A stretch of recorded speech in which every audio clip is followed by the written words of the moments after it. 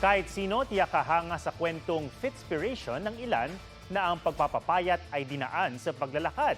Pero sapat na bang hakbang yan? Alamin sa Fit Track Report ni Katrina Son. Mapayat ka na.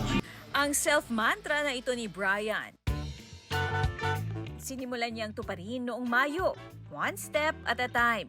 Lakad-lakad, araw-araw. Hindi siya intense, hindi siya nakakapagod ng sobra. And since yung work ko po kasi is graveyard, so wala akong masyadong time.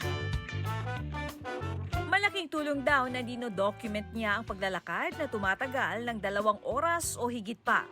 At from 86 kilos noong Mayo, 60 kilos na lang daw siya ngayon. Hindi po ako iyaking tao, pero minsan pag tinitignan ko yung sarili ko, before, parang sabi ko, grabe, nagawa mo to. Dati kasi nai-inspire lang din ako sa mga nakikita ko sa online, and sabi ko na, totoo ba to? Parang imposible naman. Ayon sa isang doktor, ang consistent o madalas na paglalakad nakakabawas ng 1 to 2 kilos sa timbang sa isang linggo. Kahit paglalakad lang, no, pwede talagang mabawasan ang timbang natin kasi physical activity siya. Nag-brisk walking din ang fitness coach na si Noli Carino. Pero isa pang naging susi ng kanyang Fitspiration journey, calorie deficit. Is ginagamit na po kasi ng katawan natin yung mga stored fat natin like sa braso, sa mukha, sa tiyan para gawing fuel during exercise. And pag nangyari yon, magtutunaw na po tayo ng taba sa buong katawan. 3 hanggang 4 na buwan daw ang tinagal bago niya makita ang pagbabago sa sarili. From 69 kilos, bumaba ang timbang niya sa 55 kilos. Maging si Brian, binago rin ang kanyang diet. Out ang soft drinks at kape. In ang mas maraming masustansyang pagkain. Payo nga ni Doc, makatutulong kung ang walking for fitness sasamahan ng calorie deficit, healthy snacking at pag-iwas sa anyay liquid calories. At pinakamahalaga raw, bukal sa kalooban ang self-discipline. Wala itong bayad. So pwede po itong gawin ng kahit sino. Kahit 30 minutes a day, pwede na po ito kung ito lamang po inyong kaya. At sabi nga po natin, do your exercise the way that you want to it. No, walang masyadong pilitan. Again, the best exercise for you is the exercise that you will do. Katrina Son, nagbabalita para sa GMA Integrated News. Kahit sa pag-inom ng tubig, kailangan din daw balansyado ayon sa eksperto. Dahil kung problema ang kulang sa tubig o dehydration, delikado rin ang sobra-sobra sa tubig o overhydration. Ang Fit Track sa report ni Katrina Son. Ikaw ba'y tila matamlay, kutis ay dry, at gutom kahit may laman ng tiyan? Kung oo, ang sabi ng doktor, malamang dehydrated ka. Yung sinasabi natin na 6 to 8 glasses or 7 to 10 glasses, actually not required but recommended to keep yourself hydrated lang naman. Natuto na nga raw ang property specialist na si Jenna Mapalad na uminom palagi ng tubig nang minsan daw siyang mahilo. Tulad nun na talagang init, sobrang init na init, talagang halos mag-collapse na rin po talaga. Pero nung pagbaba ko... Water is life nga raw para sa taxi driver na si Fernando Razo. Kapag hindi raw siya hydrated, ramdam daw niyang mabigat ang kanyang katawan. Masikip sa dibdib kulang sa tubig. Kailangan po marami tayong tubig na naiinom. Lalo na ngayon, ilang araw na naman, uminit ng gusto. Masasabing well-hydrated ang tao kung hindi nakakaramdam ng uhaw at light yellow ang kulay ng ihi. May mga pagkakataong kailangang damihan ang inom ng tubig. Halimbawa, sobrang init, nag-ehersisyo, at may lagnat, no, mga ganyan. Ang maaaring kinakailangan natin na magtaas pa or mas damihan pa po natin ang ating ininom na tubig. Pero kung sobra-sobra ang tubig o overhydrated, delikado rin. Kasi kapag overhydration, maaari ding magkaroon ng problema na tinatawag natin ng electrolyte imbalance, lalo na yung pagkakaroon natin ng hyponatremia o bumabagsak masyado ang sodium sa dugo. At ito maaari magdulot ng pagsuswell ng cells, lalo na sa brain natin. Kaya para mapanatiling hydrated, mainam na uminom ng 1 baso ng tubig kada oras. At payo rin ng doktor, pwede pa rin maging hydrated sa pagkain, lalo na sa mga prutas at gulay.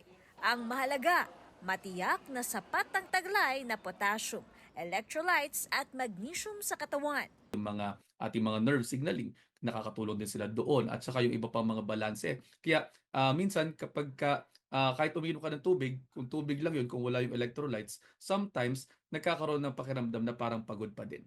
Katrina Son, nagbabalita para sa GMA Integrated News.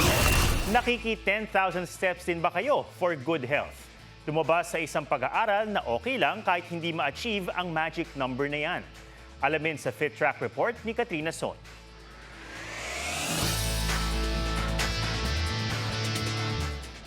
Para sumakses sa kalusugan, ang ika nga'y kailangang pagdaanan step by the step. Uso nga ngayon ang makakumpleto ng 10,000 steps a day. Tinatry ko mag-reach ng 10,000 steps a day kahit medyo mahirap. Parang dinidivide na lang within the day. Kasi if in one go, mas nakapagod siya. Kasi yung pamilya ko may history ng diabetes tsaka ng hypertension. Kaya, ngayon, pinanatili kong maging malusog. Noong 1964, unang lumabas ang 10,000 steps. Marketing strategy ito para sa isang pedometer o panukat ng hakbang kasabay ng nooy Tokyo Olympics. Pero batay sa isang research na inilathala kamakailan sa journal na The Lancet Public Health, kahit 7,000 steps lang, sapat na. Payo ng isang cardiologist, huwag pilitin ang 10,000 steps. If you can walk 10,000 steps, well and good.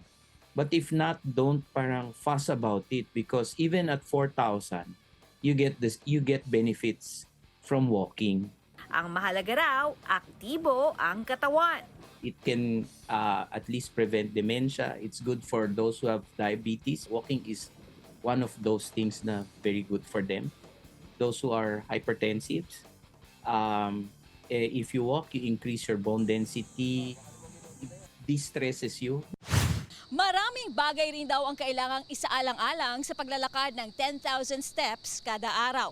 Kasama na riyan ang edad at lakas ng pangangatawan. Kaya naman, kung hindi raw talaga kakayanin ang paglalakad ng 10,000 steps kada araw, malaking bagay na raw ang paglalakad ng hanggang 20 minutes kada araw. Si Sally, naglalakad daw ng 30 minuto. Kasi medyo may edad na, di ba? Marami ka na nararamdaman. So, kailangan talaga ng lakad-lakad. Kung di kakayaning makapaglakad-lakad araw-araw dahil sa trabaho, payo ng isang fitness trainer. Maaari raw gawin ang leg lifts, seated marches, o sit and stand exercises para kahit nasa opisina, pwedeng makapag-exercise. As we age, mas hirap na tayong gumalaw. So kung ngayon pa lang, as early as now, we're moving our body, we're strengthening our body, we're making our body young. Katrina Son, nagbabalita para sa GMA Integrated News. May direktibang pinag-aaralan ng Transportation Department na hanggang 4 na oras lang dapat ang tuloy-tuloy na pagmamaneho. May mga driver kasi na nakakaranas ng microsleep o yung nakakatulog ng 1 hanggang 2 segundo. Ang paliwanag ng eksperto tungkol sa microsleep sa Fit Track ni Katrina Son.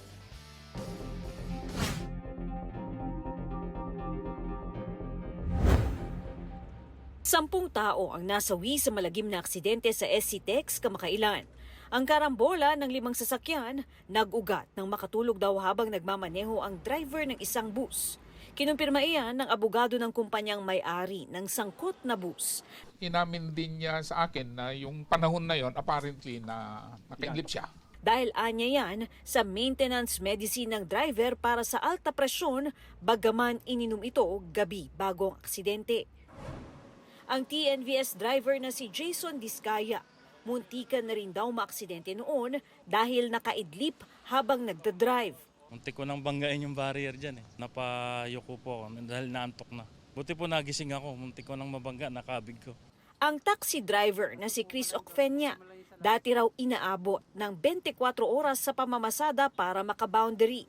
Simula raw noon pag inaantok siya o pagod. Naghanap na ako sa gilid kung saan pwede matulugan. Iiglip para maiwas aksidente.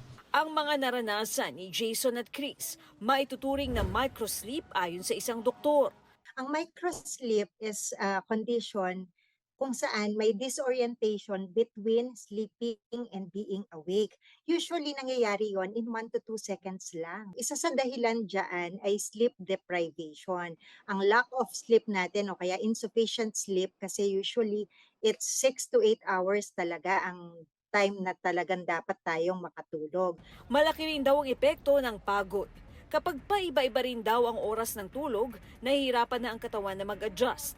Dahil dito, nagkakaroon daw ng kondisyon na tinatawag na circadian rhythm sleep disorder, kung saan nararamdaman ng isang tao na parang lagi siyang kulang sa tulog. Kaya mainam na baguhin ang lifestyle para maiwasan ang microsleep na lubhang delikado kapag nagmamaneho. See to it that you have enough sufficient sleep before you drive. Kapag nakaramdam ng sintomas na inaantok o nahihilo o parang nag-blur ang vision, kailangan magpahinga muna. They have to take a nap. Ayon sa DOTR at LTFRB, isa ang microsleep sa mga tinitignan ngayon na sanhi ng ilang aksidente. Kaya pinag-aaralang bawasan pa ang 6 na oras na maximum continuous driving time ng mga provincial bus drivers. Meron pong bagong directive ang ating Secretary Vince Dizon na pinag-aaralan po, pinapabawasan po niya. Gusto po niya 4 na oras lamang. Pagbibigay diin ng LTFRB, kapag inaantok, itabi na ang sasakyan at huwag nang ipagsapalaran ang buhay ng mga pasahero. Sa mga pasahero naman daw, kapag napansin na inaantok ang kanilang driver, ay agad tumawag sa hotline ng LTFRB o ng bus company. Katrina Son, nagbabalita para sa GMA Integrated News. Para sa mga busy at mabilis kumain, hinay-hinay lang dahil may benepisyo raw ang mabagal na pagkain at pagmuya ng mabuti sa kinakain. Alamin sa FitTrack ni Von Aquino.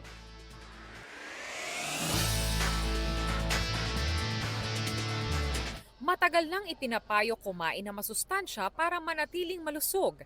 Pero alam nyo bang mahalaga rin daw kung gaano kabilis o kabagal kang kumain? Tinanong ko ang TNVS driver na si Ton Valeroso. Kaya raw niyang tapusin ang pagkain sa loob lang ng halos 5 minuto. Mabilis talagang kumain. Kasi pag gutom ka, siyempre, mas mabilis kang kakain para mabusog ka agad. Ang driver naman na si Fabian Karangian, mas mabilis pa kay Ton. 3 minutes lang, gano'n. Tapos na. Inahabol namin yung booking. Baka may booking na maganda, kaya mamadali kaming kumain. 10 minutes naman daw kung kumain ng full meal ang isa pang driver na si Marlon Lucas. Siyempre, ipipil mo yung pagkain mo para masarap yung kain. Ayon sa mga researcher, umaabot ng 20 minutes bago maipadala ng utak ang hormonal signals na nagsasabing busog na tayo patungo sa tiyan. At posible raw na kapag mabilis kumain, mamiss ang signal na ito. Kumakain ka pa kahit busog na. Sabi naman ng isang gastroenterologist, hindi naman yan like hard and fast rule. So depende pa rin sa dami ng kinakain. ang mahalaga raw, manguya ng mabuti ang pagkain at nagagawa ito kung hindi nagmamadali. Para pagbaba sa stomach natin, mas madali na siyang i-digest at ma-absorb ng ating katawan yung mga nutrients. Dapat daw malambot na ang pagkain bago lunukin. Pwede ring uminom ng tubig sa pagitan ng pagmuya. Ugaliin din ng mindful eating, i-enjoy ang pagkain at iwasang mag-cellphone. Ang mas mabagal na pagkain, makakatulong din para iwas bloating, indigestion at heartburn. Von Aquino nagbabalita para sa GMA Integrated News.